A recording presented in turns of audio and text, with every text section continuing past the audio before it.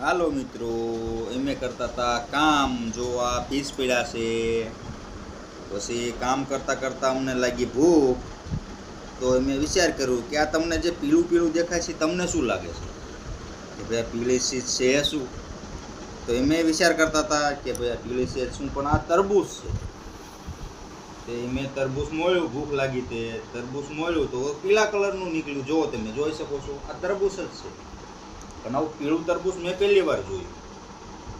અને પીળું તરબૂચ લાલ તરબૂચ કરતાં મીઠું આવે. મીઠું એટલે ગીલું ગીલું મધ જેવું આવે, મસ્ત તરબૂચ આવે.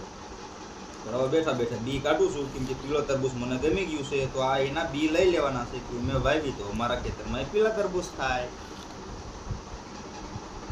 ખાવાની મજા આવે એક નંબર. અને પાછું દળવાળું આવે, કેમ આમ ઘી હોય કણી કણી થઈ જાય એવી રીતે સફરજન હોય. હાલો, તમારે ખાવું હોય તો તરબૂચ.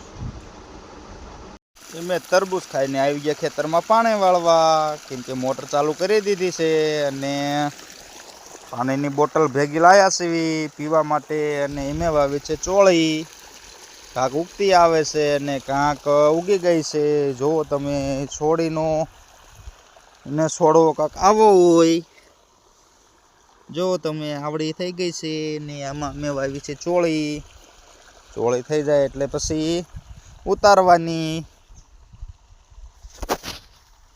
હાલો, હવે અમારે જવું છે નાકું જોવા કે કેટલે પહોંચ્યું.